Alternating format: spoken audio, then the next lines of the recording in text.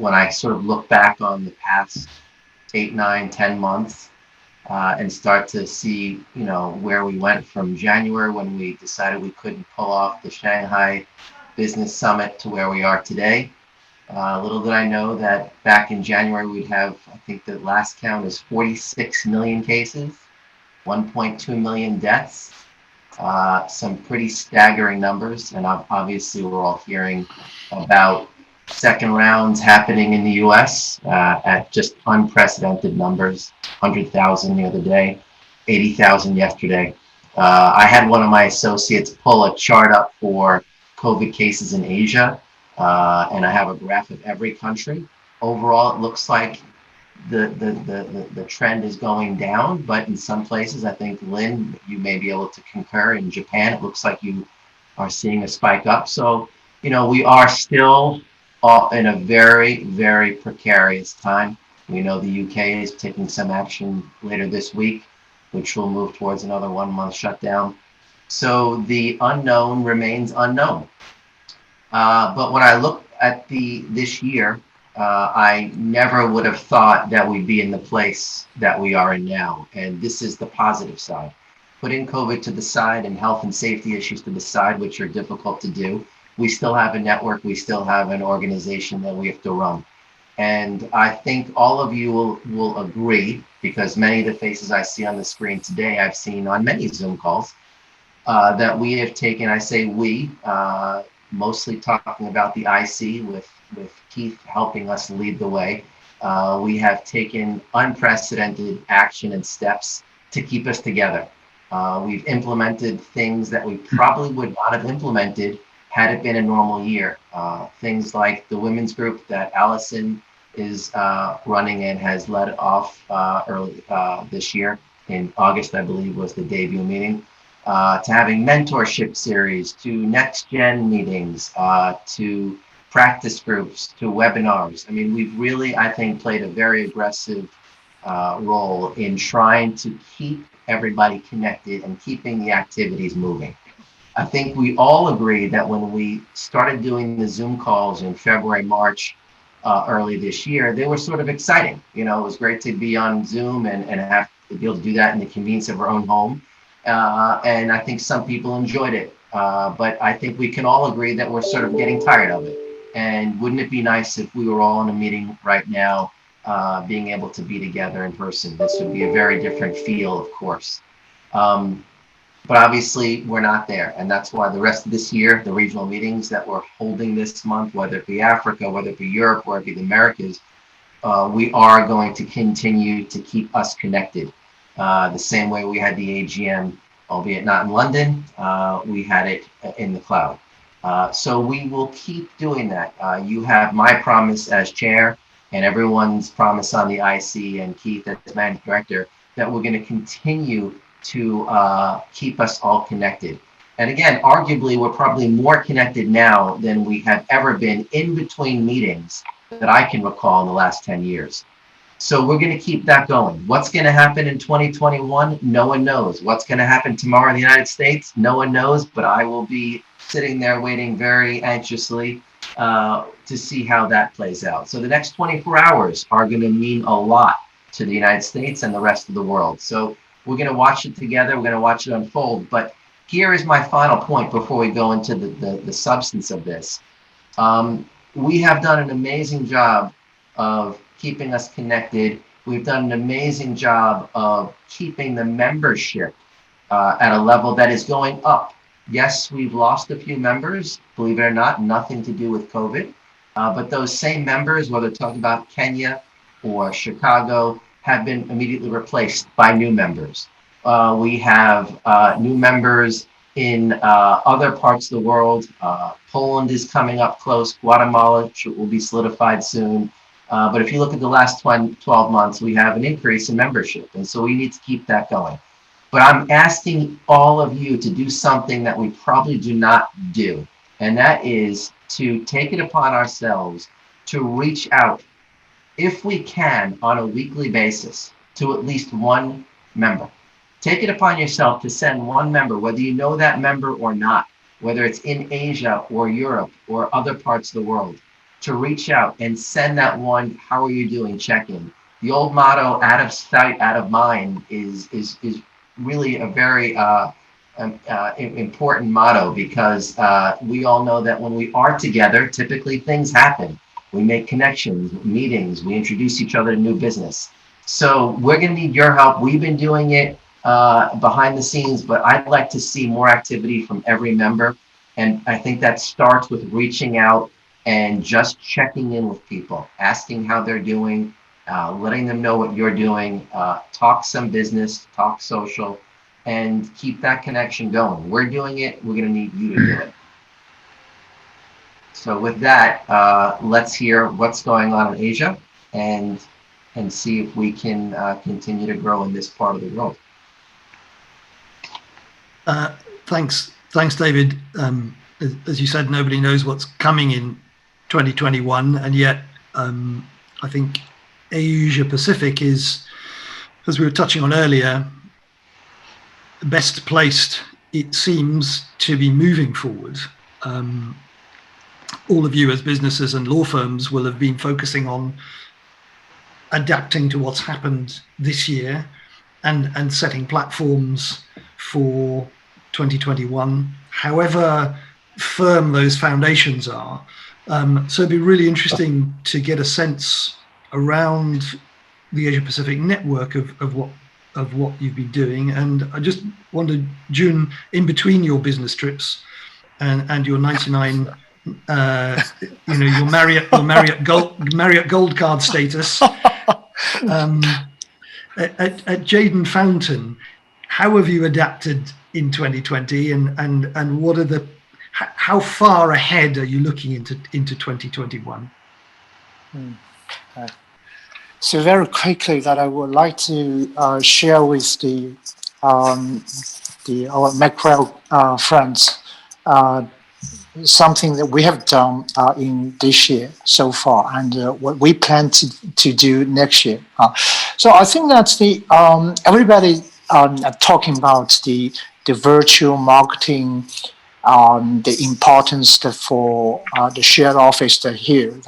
But curiously, I found that something that is really productive for us is we found that the general counsel and the CFO, which are our key interlocutor for our business, they are much more available for the face-to-face meeting in the past 6 months, because everybody choose to communicate with them in distance by setting up the virtual meeting.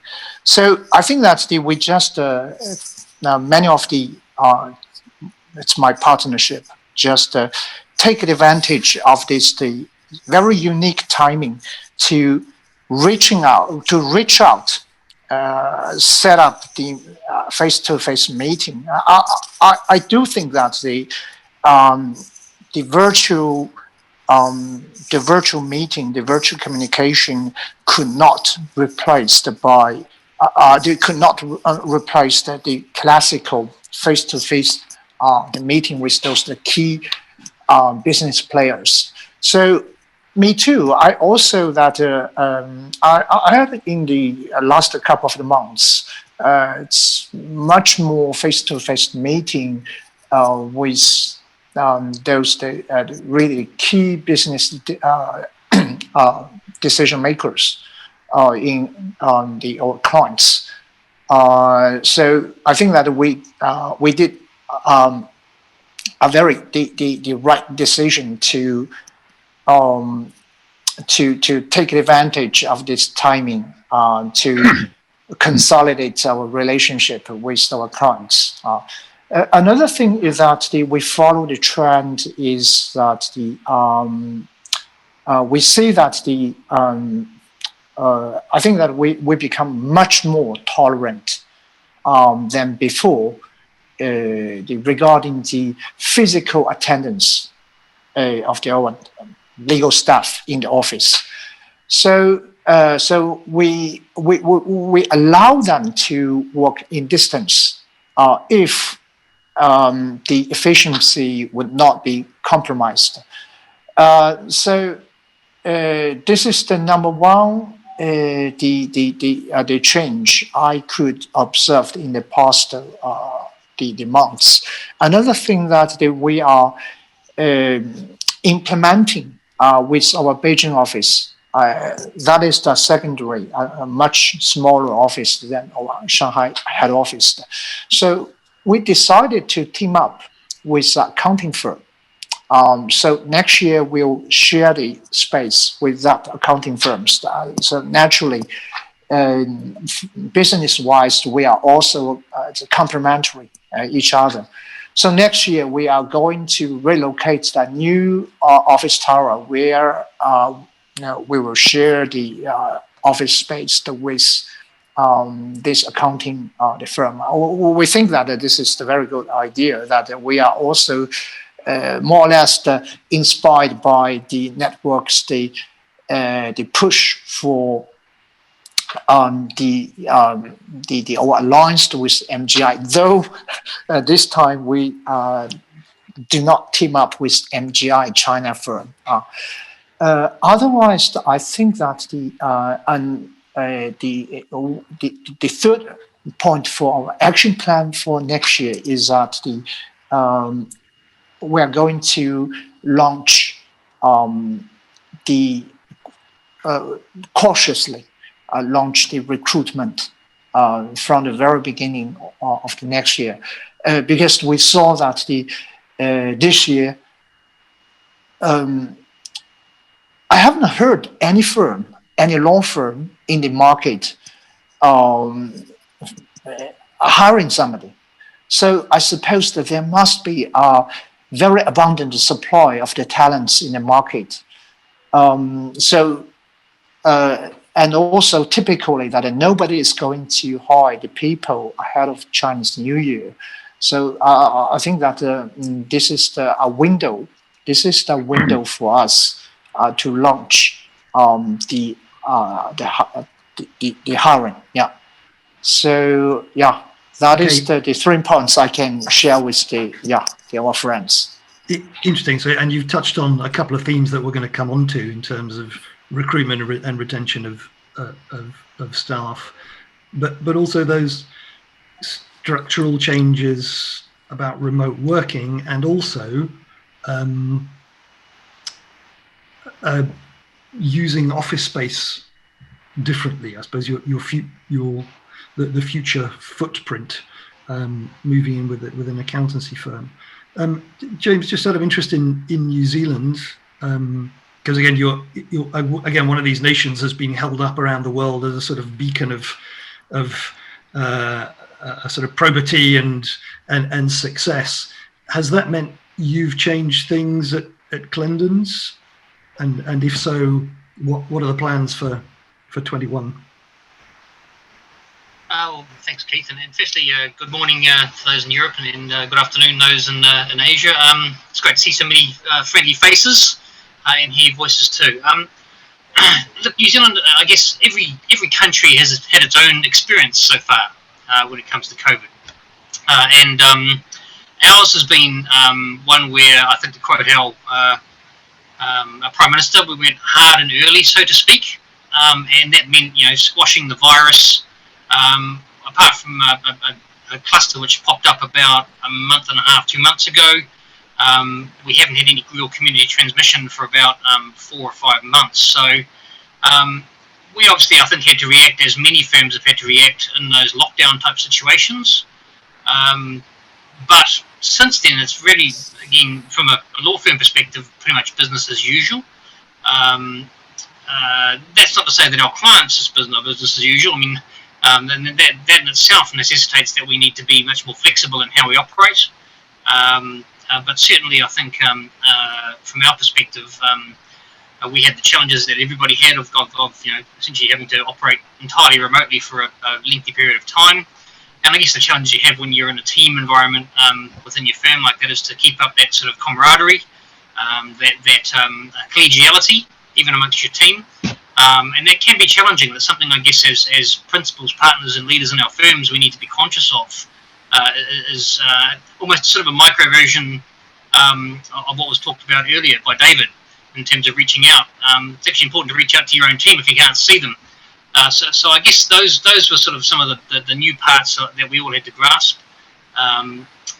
Beyond that, it's been we've certainly found it a very, very busy year. But I think, as I said, we've been back in the office for several months now, generally speaking, as long as we've got this elimination strategy we're following over here, that seems to be working so far. So as long as we can stay on top of that, then I guess we're pretty lucky in that sense. And how many of us can you accommodate in New Zealand? We've got lots of room, but you might struggle to get in, to be fair, at the moment. There's a massive queue. I guess one of the phenomenons now, property market is booming. Our land prices and property prices are off the Richter. They're at levels we've never seen. They're going up at a rate of knots. We've had tens of thousands of cashed up, well-qualified expats flood back into the country from Europe, from the US, from everywhere. And with that has meant a very hot property market has just gone ballistic. So that to that extent, there's I understand that, for example, the isolation hotels, I believe Fox News earlier this week referred to them as quarantine camps. They're actually 5-star hotels when you come back in. So it's not quite as bad as Fox might say, but they're pretty much booked out to Christmas now. So and that's just Kiwis wanting to come back. So I think it's a case of get your paperwork in early, Keith, and we might see you in 2021 at some point. But I think it's about $3,000 to do a 2-week stint in a hotel, which isn't too bad. I think they recently had one chap who made one of those classical ropes out of 5 or 6 bed sheets and scaled 5 stories down to escape for a beer in the middle of the night. So as long as you don't do that sort of thing, you're most welcome. Great stuff. Thanks, James. It's a bit like over in this part of the world, the queue for Irish passports is on the increase. I suppose moving on to that sort of shifting footprints. Boon and Suchai and Jack from Wee Sui Tiao, I know you told me before that the business had quite sensibly positioned itself in a sort of older, slightly less fashionable building, which allows you lots of space and not to be paying sort of prime real estate in Singapore.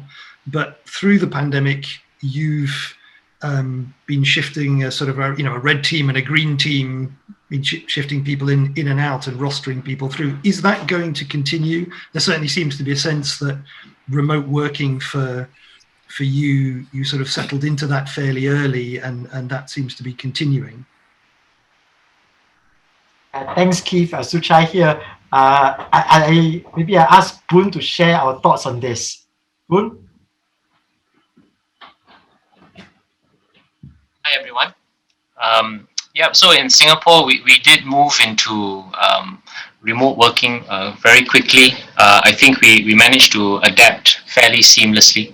I think the latest polling results indicate that there's a strong attraction for many, particularly the younger set, having tasted the ability to work from home and to see that actually it's viable. There is a high proportion of individuals who are actually keen to have some measure of that on a longer term basis. In terms of the shift to Team A and Team B, or a blue and green, as Keith described it, that is something that is driven very much by the government's decision to slowly ease and open up back to normality as far as possible. We are still in the process of trying to get back to normalcy as far as we can. We are not quite there yet. We are still working on the basis. The recommendations are half of the workforce at any one point in time in the office, and so we're doing an alternating system.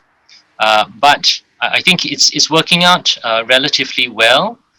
Having had that little foretaste of how it is a viable proposition for a law firm to actually do this, there is some consideration as to whether we can implement this to some degree on a longer term basis. Sucha and I have been talking a fair bit about this and the viability of it. I think that there are a couple of things that still require a physical presence in the office. One is actually for the ability of the members of the team to actually interact with one another, and the other is for the ability to actually meet up with clients. So I think there's a lot of consideration about how we're going to achieve some measure of flexibility, at the same time to still be able to have the cross-fertilization of ideas, and still the physical presence to meet clients as and when necessary. But at the same time, I think that there is we have to acknowledge how there is a growing perception that actually there is a benefit to some degree of flexibility. So it's a work in progress. I think we foresee there is a lot more to be considered in terms of how we shape and build our teams, the levels of trust that's needed for it to be workable, and the level of autonomy and expectation of responsibility on each of the team players.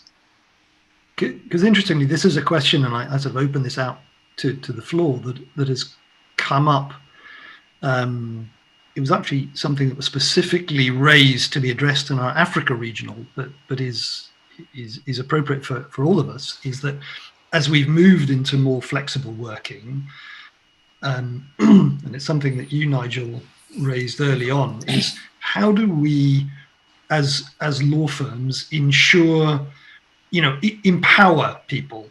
There's a sense that we trust our people and that there is a caseload to get on with, but how do we monitor quality? How do we monitor productivity when we are in different places? And I know at Wee Sui Tiao, I don't know whether you progressed the debate. At one point, you were looking at potentially taking advantage of recruiting some new lawyers that were able to come in and work, sort of very happy to work remotely.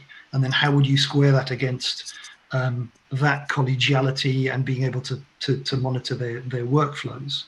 So I'm just wondering if anybody's found an effective way of, I suppose, maintaining the quality standards and maintaining control in its most positive sense, rather than in a sort of micromanaging or overbearing way. Or is that still a massive challenge? How did you tackle it, Nigel? You brought everybody back into the office. We brought everybody back into the office, yeah. And it was interesting actually listening to Ewan, because we've recruited about, I suppose, 5 new lawyers in the last 6 weeks, 7 weeks, something like that. But my imagination was exactly the same as Ewan's was, which is that there would be a huge pool of availability. But actually, there just isn't. And I don't know what everybody's doing, but it's been really hard to get the right candidates. But we have been recruiting very specifically on the basis of the fact that this is an office-based job. And part of the reason for that, I don't know what it's like in other countries, but part of the reason for us is that there are now starting to be quite a number of surveys and reports coming out, partially from government, partially not, that are saying that your productivity working at home is down by about 20%. That's the sort of stat that's being bandied around at the moment, is that if you're working at home full time, your productivity is about 20% down on what it would normally be. So as I've said before on many occasions, I'm a big believer in the office environment. I'm a big believer in the office collegiality as much as anything. Now, obviously, we're about, as David alluded quite rightly to, we're about to go into another lockdown. This is a very different one at the moment, if the language of the regulation stays as it is, because this is very much more a light lockdown, because you are allowed to come into the office if, in your opinion, you can't work effectively at home. Now, a lot of people will say they can work effectively at home, but a fair number are saying they can't work effectively at home. So it's a very different situation to the last lockdown. But part of the problem, actually, Keith, is that in recruiting people, they are now, particularly on the younger lawyer side, they are now in the mindset that they only want a job if they're going to be working at home.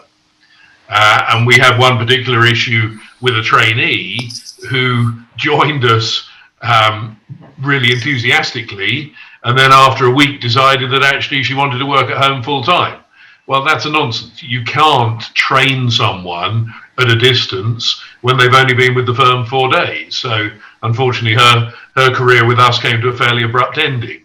But that is part of the problem at the moment, is getting that mindset of people. Generally, the lawyers that we're recruiting at the moment are more mature, I think I'm allowed to use that word, rather than the youngsters, because it is us older ones that actually want to be in the office rather than sitting at home on the sofa with a tub of popcorn or whatever.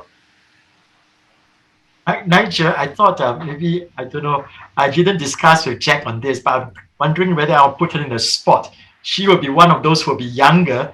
I will be wondering what her thinking is, and what her colleagues thinking, the young colleagues thinking is on this thing about working from home. Thanks, Suchai. Drop me in it, won't you? I'm not sure whether I'll be surprised, but Nigel, with your permission, I don't know whether we can get some views from. Of course. Morning, Jason. Keith, with your permission, I don't know whether we can do that also. Absolutely. I want to say, how much popcorn have you been eating then, Jack? Thanks, Keith. Hi, as you can see, I'm working from home now. I do have a fair mix of time in the office and at home. Most of my time spent in the office would be for discussions, so where we need to do internal discussions or meetings with the clients. That's when I will go in. If there's pieces of work that I really need the quietness that my home offers, I will come back home to work. Unfortunately for me, I think my distance from home to the office is relatively short, so that commute doesn't quite affect the flexibility. So if I do need to pop into office for an urgent meeting, I can get there pretty quickly. And Naoki, since we've got you, another one of our next generation on the line, I know you've said before that your home environment is occasionally less than peaceful because of your little monster. Yeah, you are correct. So yeah, so my daughter is 7 years old, and every time, almost all time, she asks me play with me. So let's play out that. So I cannot work at home. So unfortunately, during the pandemic time, I came to office almost every day by bicycle. Thank you for case. Very good. So you were actually driven in to the office. Sorry, Lynn, it's nothing to do with sort of collegiality and working together. He was driven there for all of those hours. Yeah. And Ankita, what's your experience? How's your popcorn eating? So when the lockdown was imposed, all of us had to work from home because we did not have a choice. So for I think the couple of first 3 to 4 months, working from home was a little difficult for us because you had to constantly be in touch with your colleagues and maintain that time issue was there because you're working on something, you have to reach out to somebody. So that issue was there. But I think once we came back to office, everything was in a proper way of.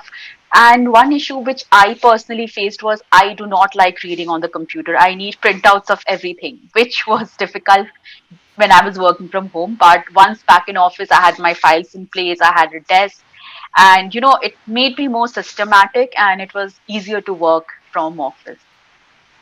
So you're in favor of then being in the office because it's easier to reach out to things, your colleagues, your files, everything is just in place. But when you're at home, it's a little messy when it comes to that. So yeah. Okay, and the printers are better by the sound of it. Yes. Be great to hear sort of the view from Malaysia and then Taiwan in terms of both future planning and future footprint. Are you recruiting? And I see we have a triumvirate of you in Kuala Lumpur. So I'll let you choose who's going to speak.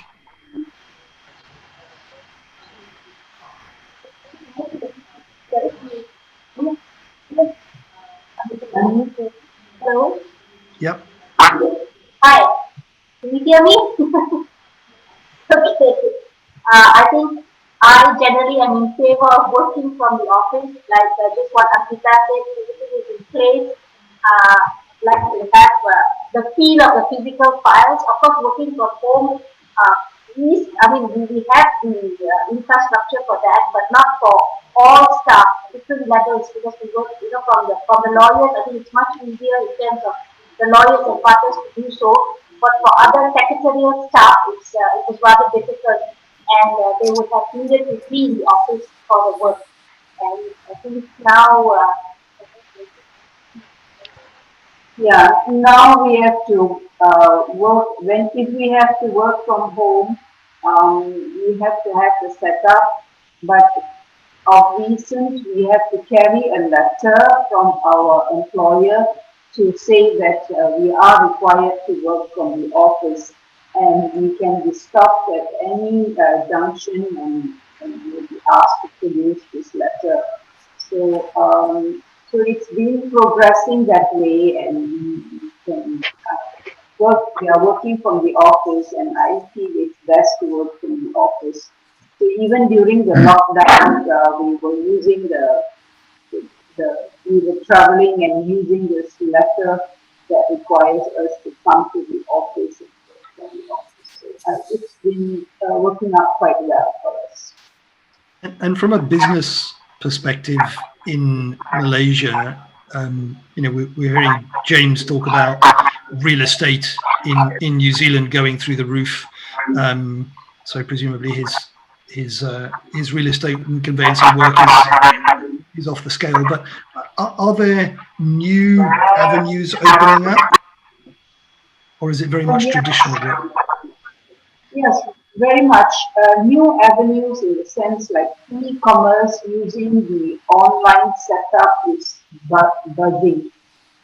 We have new setups, young people very motivated by the e-commerce and using that as a mode to set up business and to work from home. So it's buzzing. So e-commerce is providing an opportunity for you. Yes. Okay. Thank you. Arpita?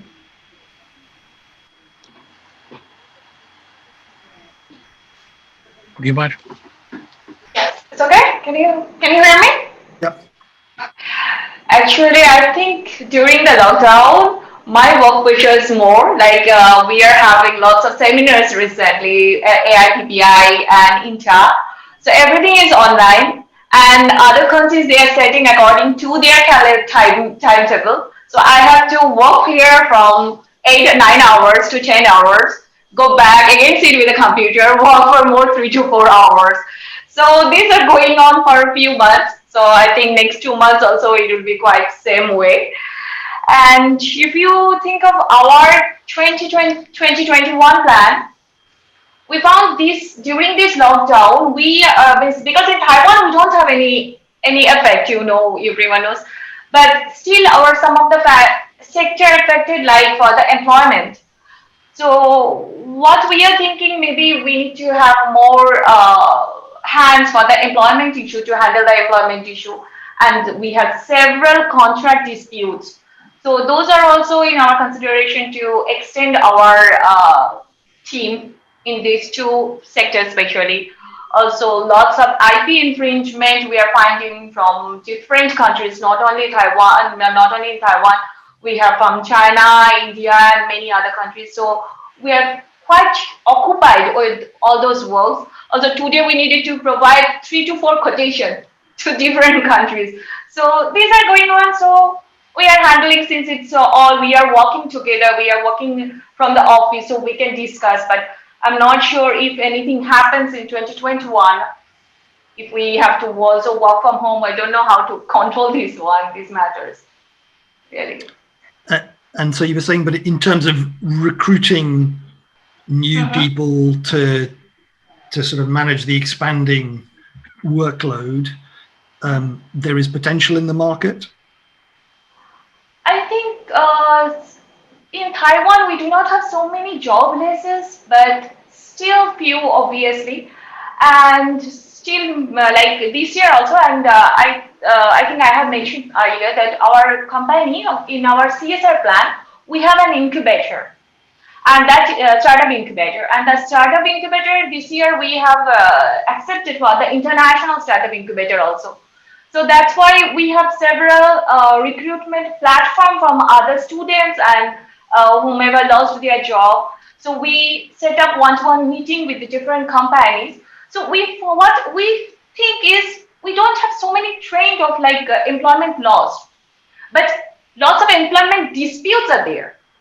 So there is not a real need of the people, they need a job, but the problem have to be sorted out.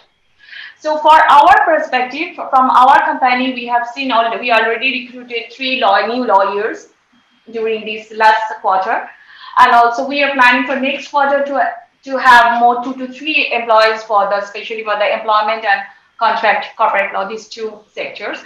For IP field also, we have already recruited few, right? Yeah. 2 to 3 employees we already have recruited. So let's see how everything goes on. And they're coming in and working in the office.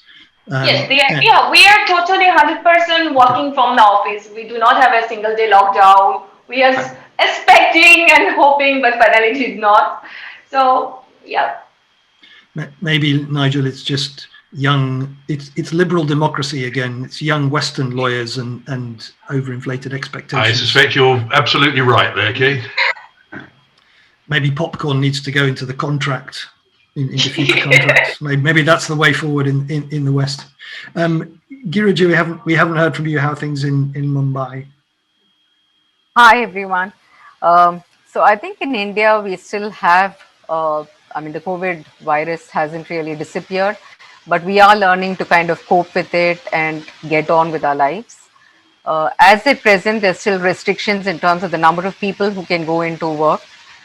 So we have in place a roster system under which about 30% of the staff, lawyers, are allowed to go into office to work.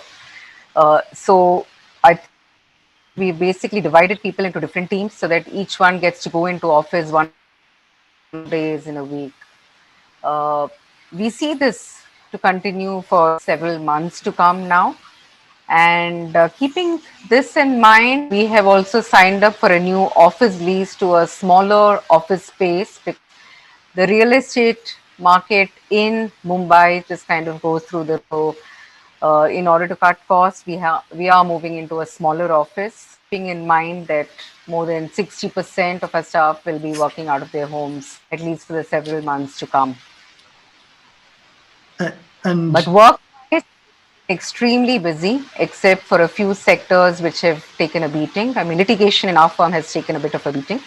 But I think real estate, corporate commercial laws, new sectors, new marketplaces opening up, e-commerce, all of those we've seen a lot of activity in.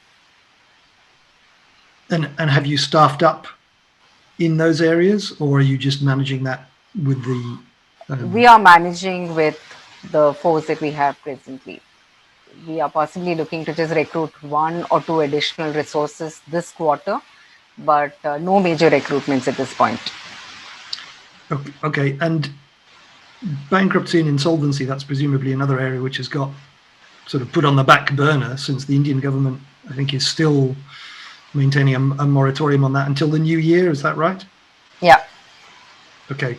So there is a bar on filing new cases for any or breaches which have happened post-March. So your BNI lawyers are sort of just waiting for the flood. Yeah. Okay. Edward, you were saying that you're busier than ever, and not just with childcare, but in the office. But it wasn't all necessarily what you would consider sort of new and developmental work. There was a lot of firefighting going on.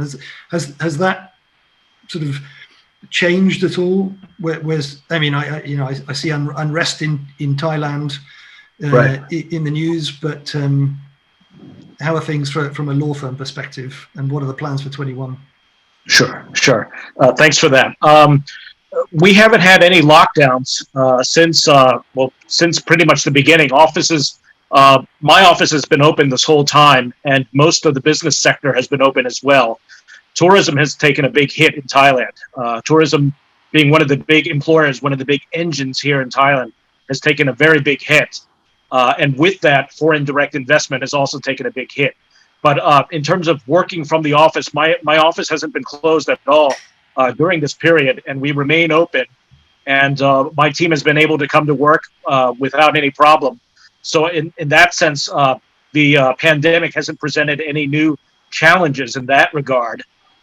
There is probably an expectation among, I think what Nigel said is true, that with some of the younger lawyers, many of them are probably expecting that they would be able to work from home.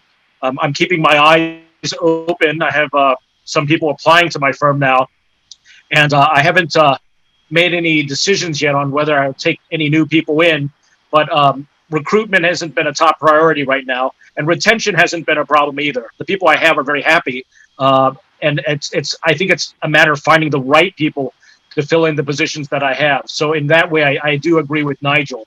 But my office hasn't been closed, so there's no popcorn issue, no issue about people staying at home and eating too much popcorn. So that's not been a problem.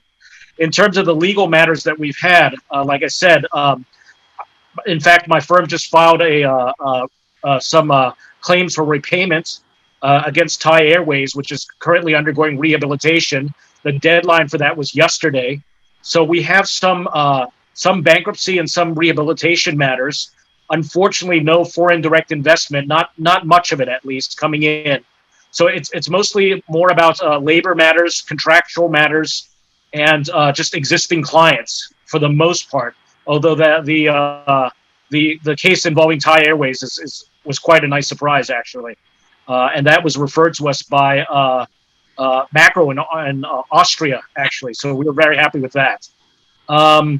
In terms of plans for how things will change for next year, I really can't say. It's kind of like what David says. But Thailand has handled the pandemic fairly well. We have under 3,800 cases of the coronavirus and less than 60 fatalities. So the government has handled it fairly well. I'm more concerned about the political situation in Thailand, what you just said, Keith. I'm more worried about what's going to happen on that front. And it's really a continuation of the old political situation that we've seen in Thailand for quite some time now. Protesters versus the current government, which is basically it's a military government.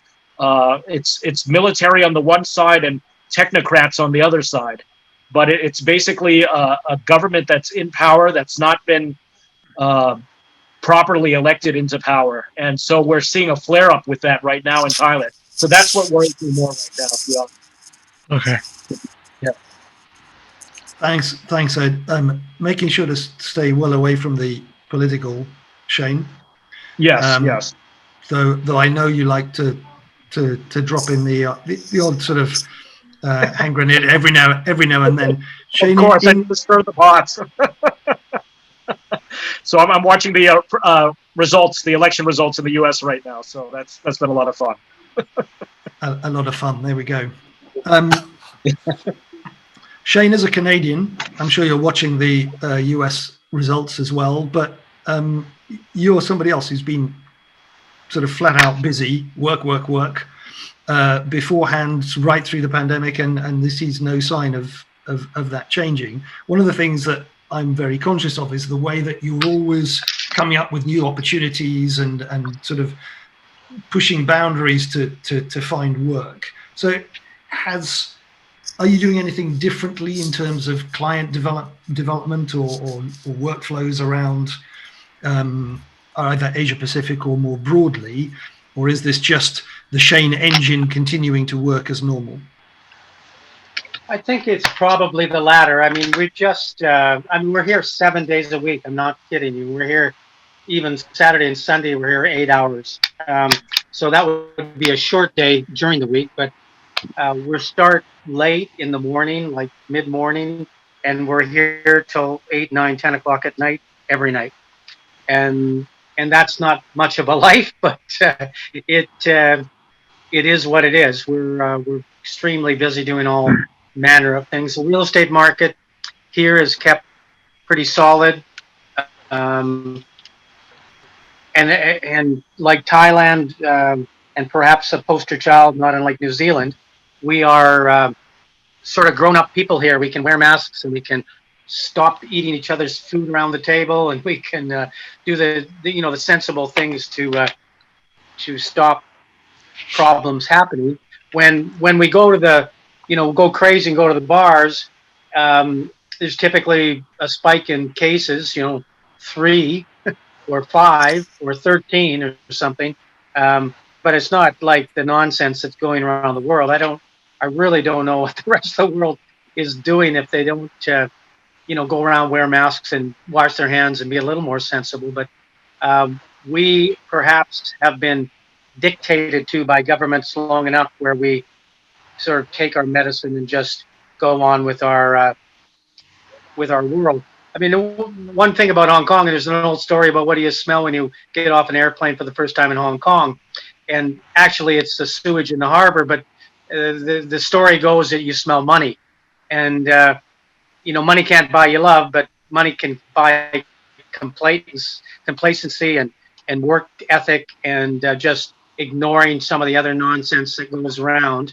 And again, not to talk politics, but Hong Kong has been pretty well impacted in the same manner as Thailand in a sense. So, but you throw enough money at it, and China does, you just switch the focus. It's, the old sleight of hand. You focus over here because that's kind of why you're here.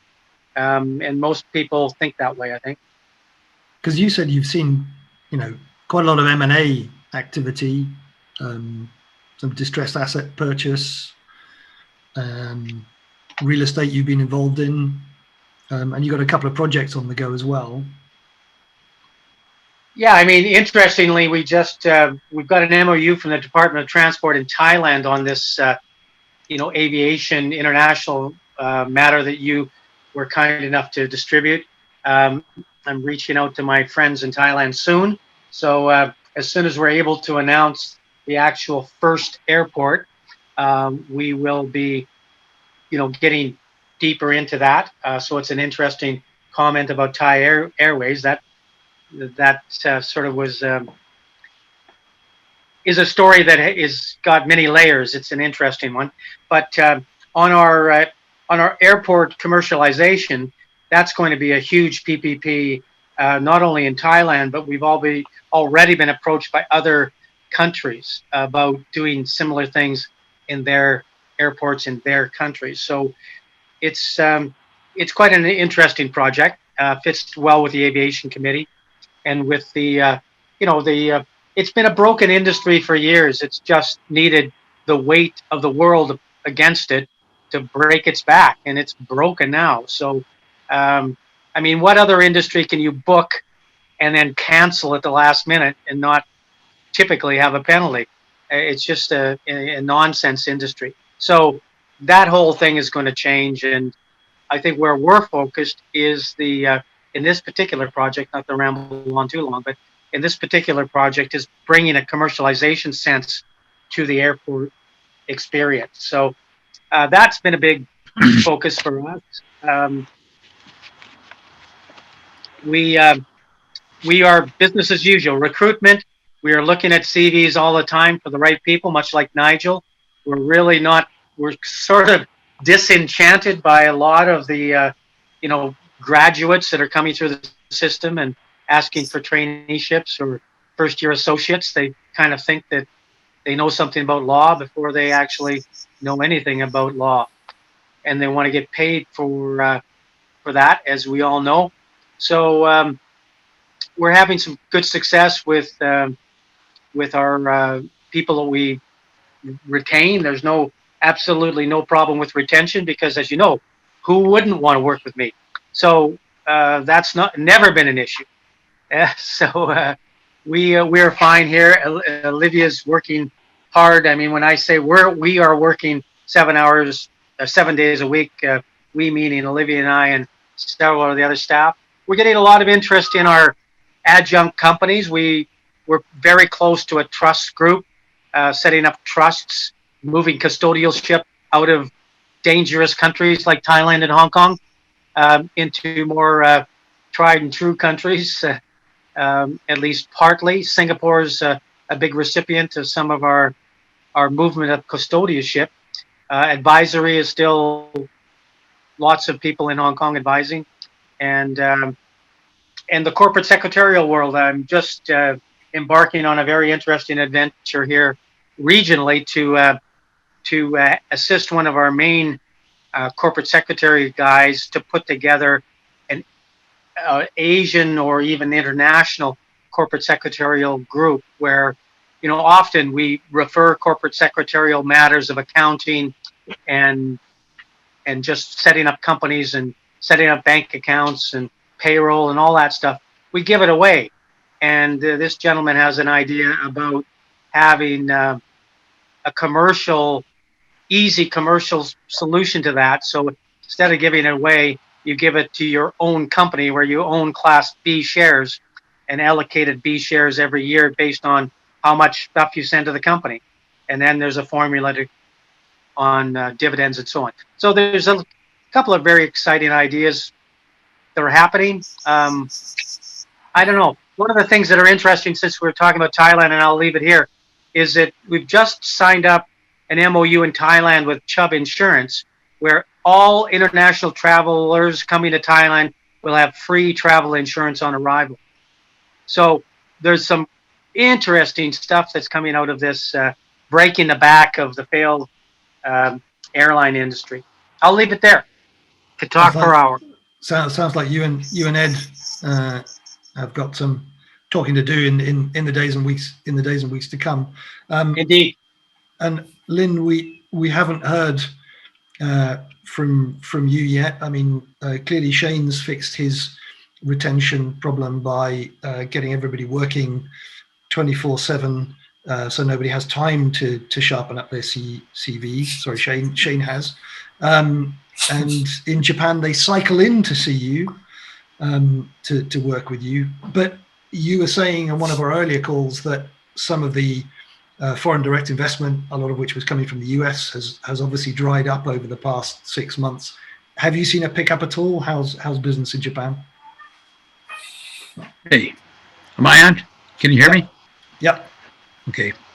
Hey, yeah. Good evening, everyone. I'm pleased to see everyone and talk to you.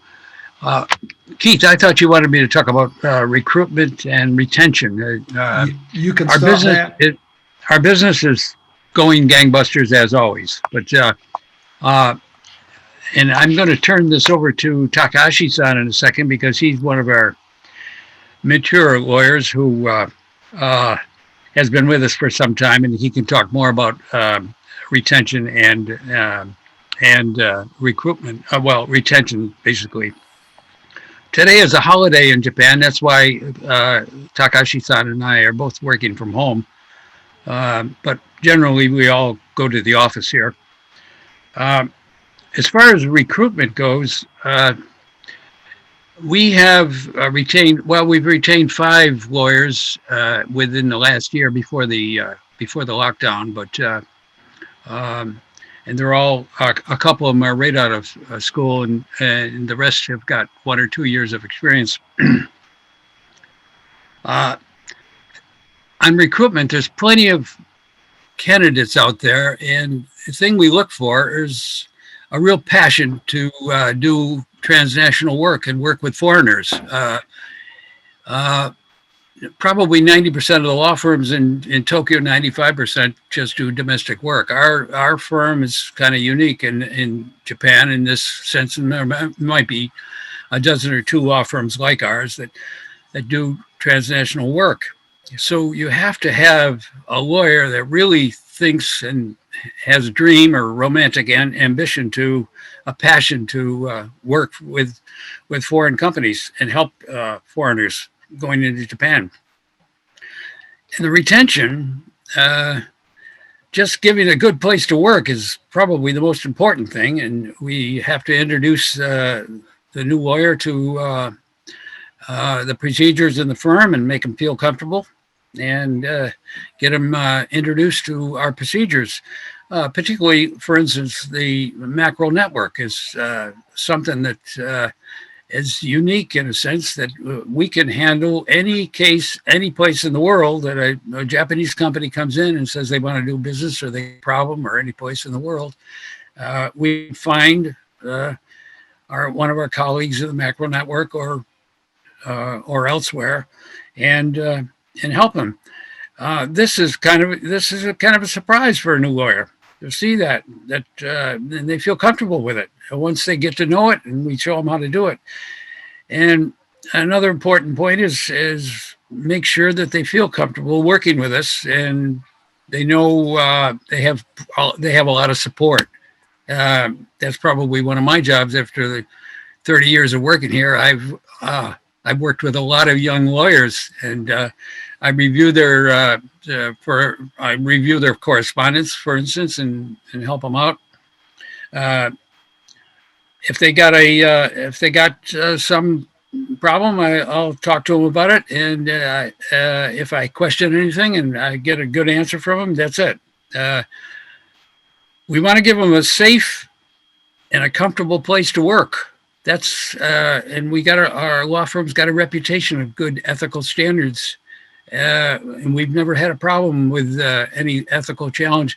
And the Japanese are very conscious of that with the law firm. I've even had several years ago, I remember one lawyer saying to me, "This is a safe place to work," and I never crossed my mind until that point that this is something that these lawyers are thinking about. Another thing is we're flexible. Most of our lawyers, after work with us 3 or 4 years, they go off to law school or second to some other government agency for a year or two. Takahashi-san has done this himself a couple of times, I think. And Takahashi-san and I were talking about this yesterday, and I said that the lawyers in Japan are really movie stars. They've got their ambitions and ideas and things that they want to accomplish in life, and we got to help them with that. You can't restrain them or tell them what to do. You got to take care of them. Now, I think that's enough for me. But could I have Takahashi-san say something? Takahashi-san, are you there? You didn't fall asleep yet? Or your kid bothering you? No. Unfortunately, I'm at the office, so I have to work the several client work. So yeah, I'm now. You're at the office. So Jesus. so there are no monster here. So so I think that Picard-san already say what I want to say, but I would like to emphasize a viewpoint from the senior associate. So as Mr. Picard says, for retaining the senior lawyer to care about their,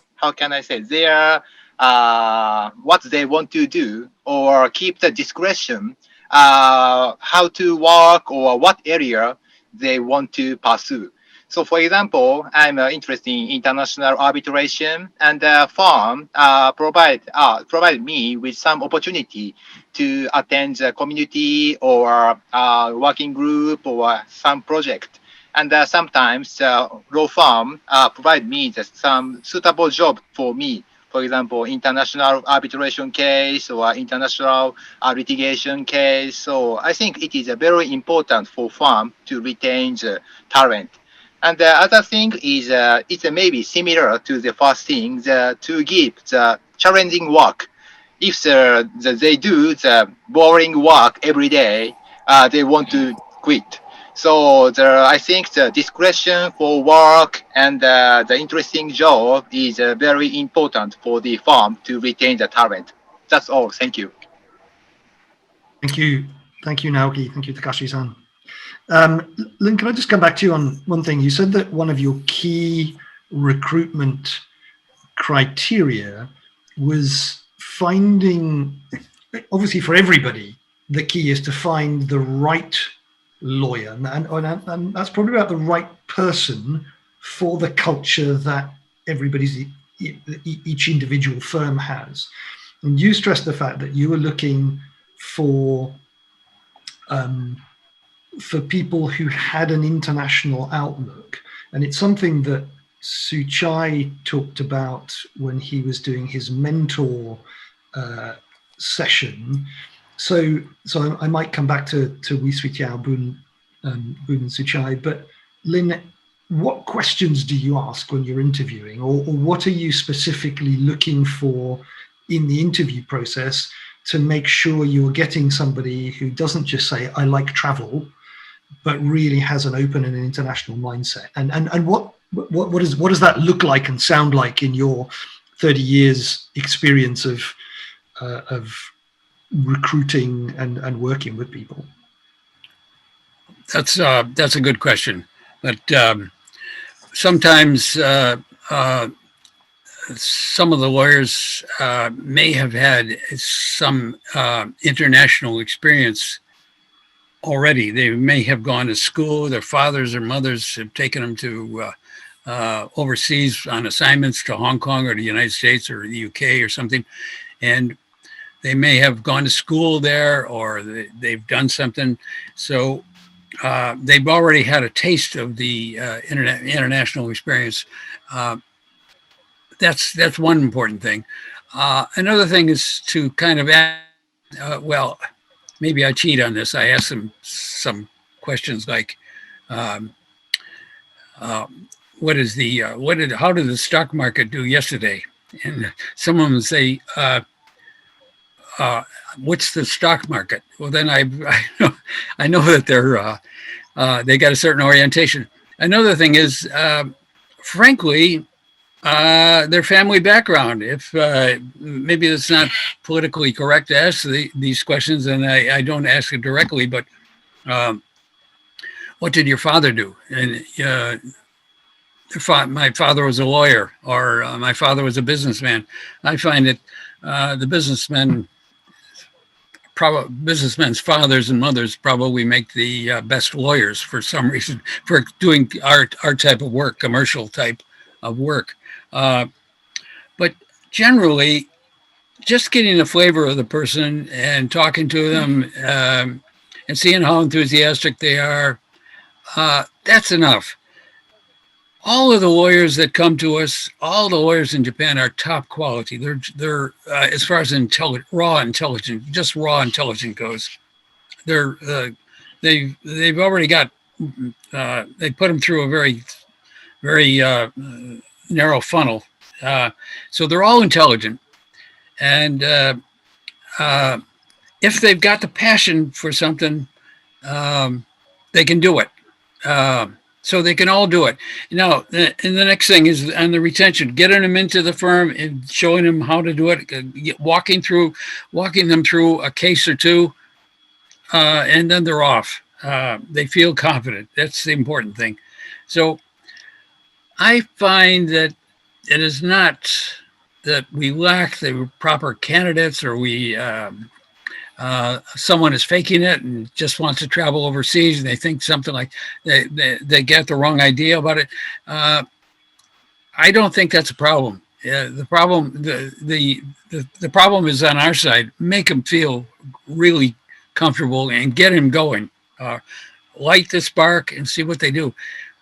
And of course, if you make a mistake, or they know within a short period of time, and they don't want to stick around. But we very seldom have that problem. So I don't think that it is a question of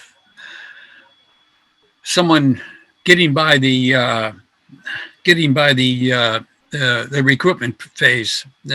We got people that want to join, and we got a lot of people that want to join. That's for sure. We don't lack recruitment. That's about all I got to say. Thank you. I don't know if I gave you a good answer. I didn't give you a good answer, but all over the place, just like me. Okay. Right. Now, Lynn, plenty of insight as always. Murali, I'm aware we haven't heard about the IT powerhouse of India, Bangalore. How are things with you?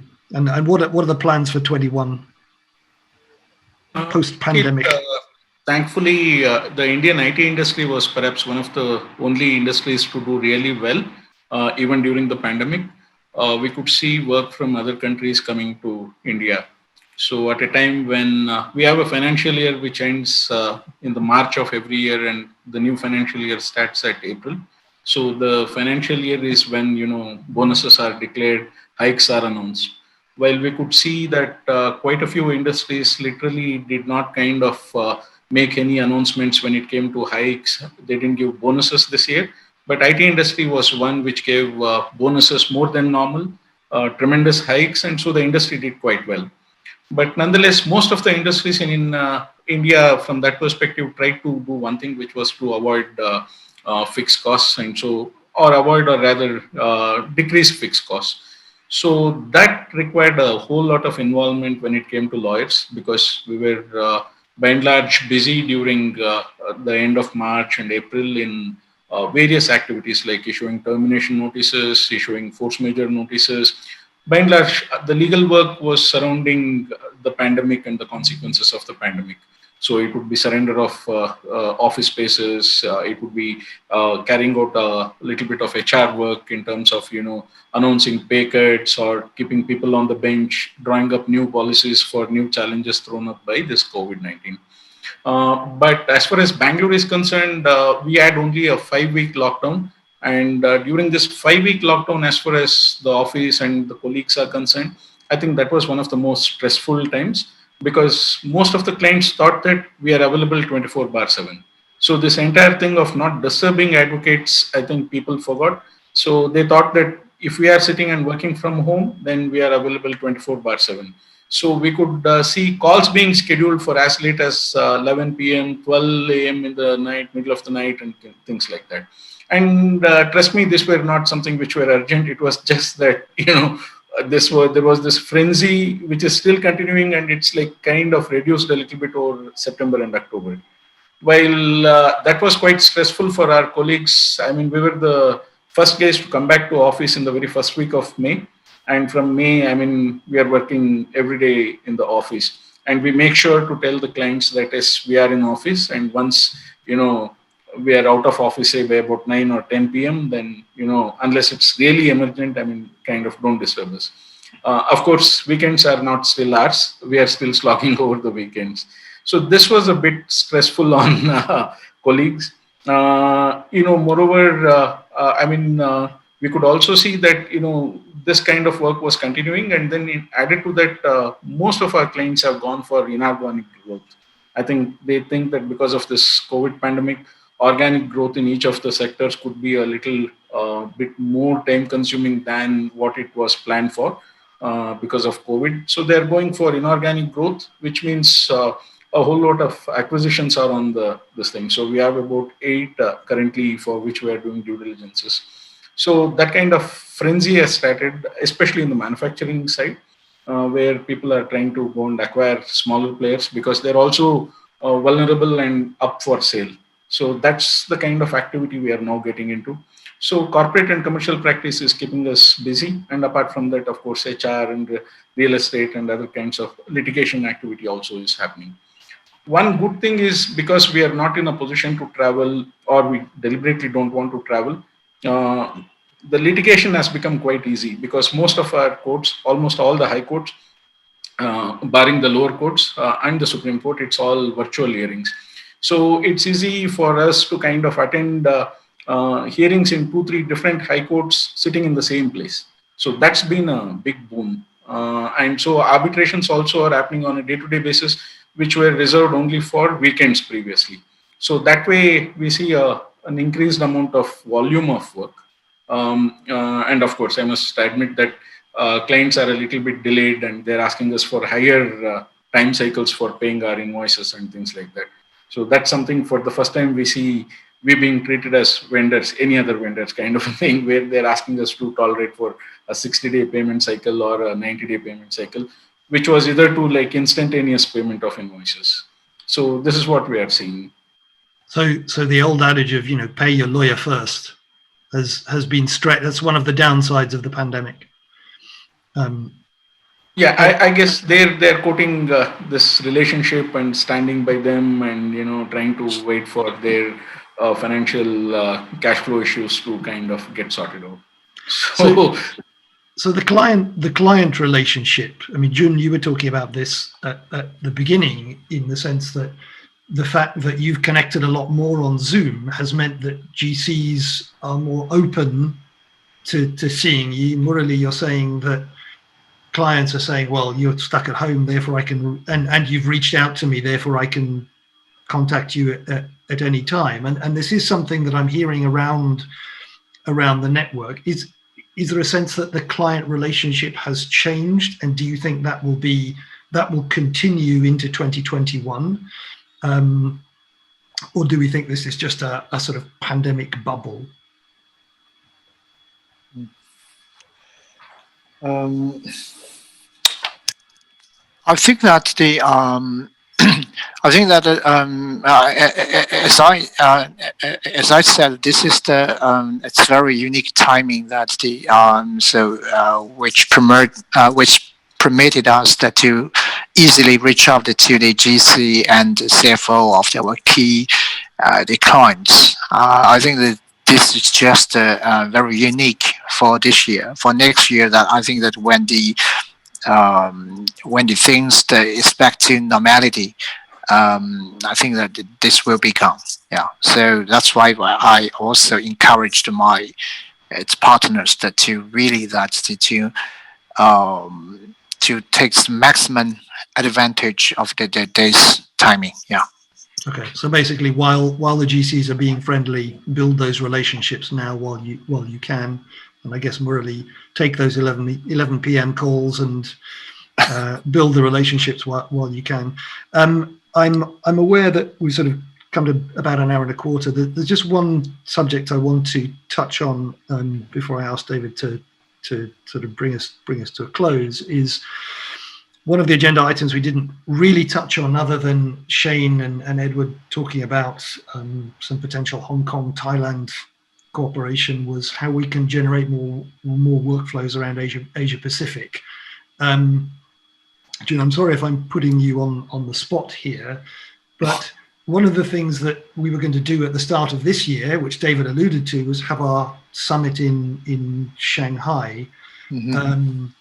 And clearly that was our first meeting, which went into the long grass. But one of the things you and I discussed, June, was the potential of having a virtual China summit at some point in 2021, and seeing if we could have a GC round table or a business executive round table on Zoom or some other platform. And that's certainly one way of looking at business flows around the region and around the network, in one of the powerhouse economies. I'm not sure if you've had time to explore that anymore, but would be interested in your thoughts and anybody else's thoughts about whether they would welcome that, and potentially, Lynn, something in Japan as well. I did spend some time on this topic, and as I promised, I will come back to you with that plan. I haven't done this because for a couple of the reasons. Because I don't think that a full-day virtual roundtable or meeting would be practical for both the time difference, the issue, but also for the personal interest of all the attendees that make difference between the virtual version of the meeting and the a real conference.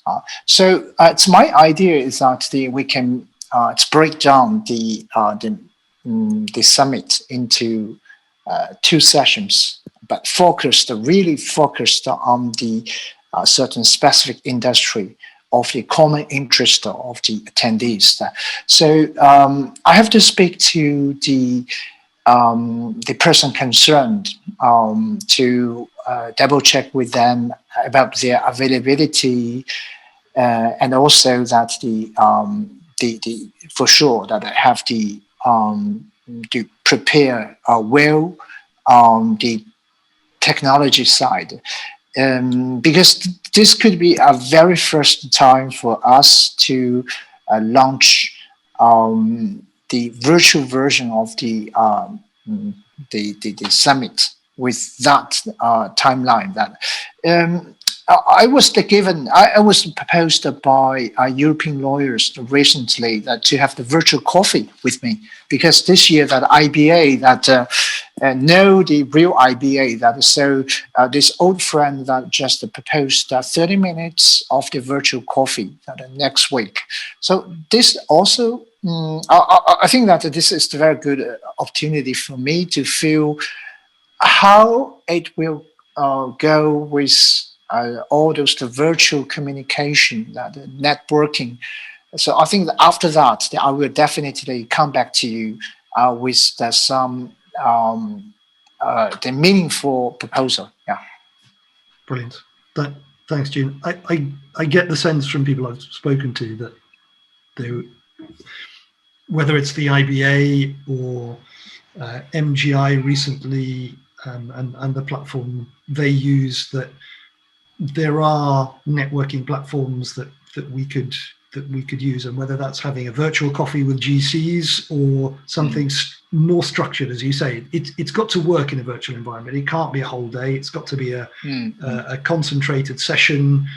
But I think there is an opportunity to bring, our APAC firms and beyond, and create value on both sides. Sure. But potentially in every market.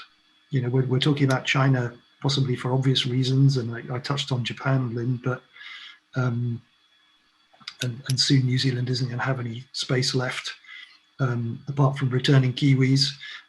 But this is something that we could look at in every market and do something focused and virtual in the second, in the first half of 2021. So I guess it's something for us to think about. Sure. Does anybody have any sort of final observations or thoughts or anything they'd like to share?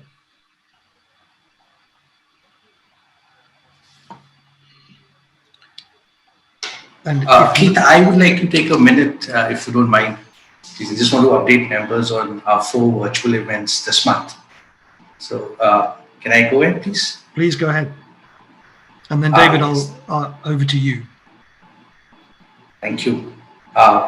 So we have 4 virtual events this month. The first one being tomorrow. It is the data privacy in the age of COVID. The times are a little inconvenient with 7 p.m. UK time. But if it's a topic of interest, we have a mail that's been circulated by HU. You can please log in. You could see the mail for the details.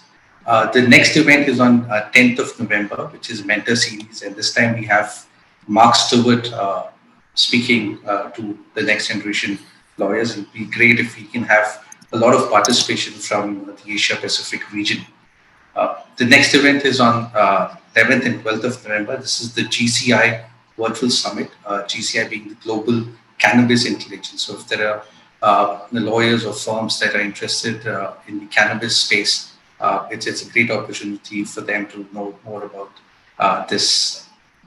And the last one being our introduction to global offsets and industrial participation by Dove Hyman. I think the Asia Pacific region per se has a lot of scope for this particular sector, and it'd be great if we could have participation. There'll be details that will be circulated shortly or in the coming days. 19th November is the date. Thank you, everyone. Thank you, Keith. Thanks, Sandeep. I think, in short, keep an eye on the member events page of the Mackrell International website. So Keith, this is typically the time, if we were all in person, we would take a minute to at least, first of all, thank everybody for coming. But it's also a time that we want to thank the people that keep the engines running while we're billing our hours. You know, Elaine and Merrill back in home office in London there, you know, I speak to them on a fairly regular basis. And I just want to extend my sincere thanks to all of what you're doing to keeping us going, collecting all of those membership fees, keeping people engaged, and making sure that we are operating behind the scenes has been something you've done at a very high level. So we really appreciate that. I also want to thank, of course, Keith for, I think it would be, and Nigel probably can second this, it would probably be very, very difficult to have done a fraction of what we pulled off in the last 8-9 months without Keith at the helm. I think we got him just at the right time. He sort of jumped into it in Bangalore last May. It's hard to believe. It's been over a year now. He's done the work of MDs and organizations that in 8 months' time or 10 months' time that people don't do over the course of 5 or 6 years. He's put Mackrell literally in front of us in so many different ways. Listen to Sandeep running down the events just in November alone. I don't think, Sandeep, you mentioned the regional meetings.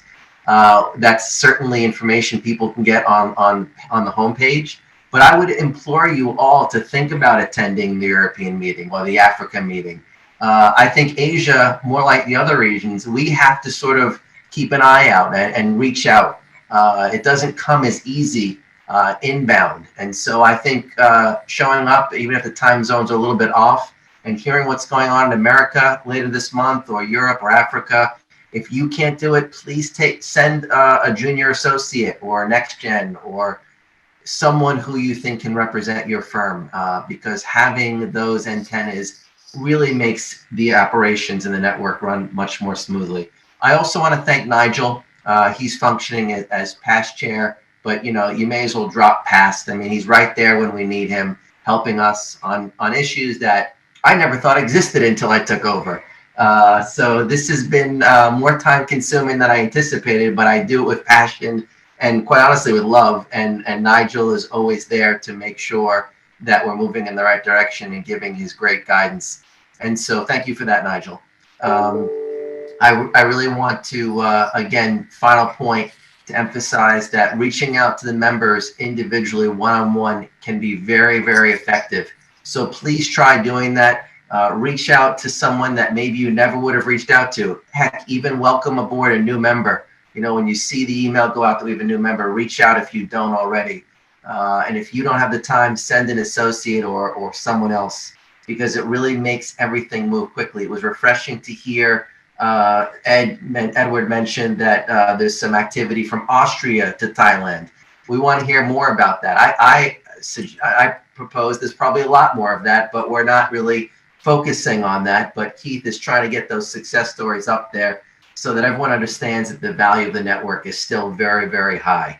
As we enter 2021, we know that we have to put even more effort, because this might be going on virtually for a much longer period of time. And so we want to make the membership worth your value. And I promise that we'll do everything we can to do that. So thank you again for your time, attention. It went a little bit over. It's fantastic to see 10 plus countries on the line right now. It really is a testament to everyone's commitment to this network. And I really thank you all for it. So Keith, thank you. Well, I know there's a tradition of embarrassing Marilyn and Elaine, but embarrassing me is clearly a new thing. But thank you, everybody. Thank you for joining us. As I said, look out for member events. In fact, that James Carney, you don't see him for months, and then he pops up, you know, almost 2 days in a row. He'll be leading the data privacy webinar. And we will see you on the next Asia Pacific call, if not at one of the regional meetings, or to see what Mark in Australia, who couldn't make it today, has to say about his life and professional journey. So great to see you all. Thank you, David. Thank you, Nigel. And thank you, all of you, for your contributions today. Stay safe. Take care. And see you soon.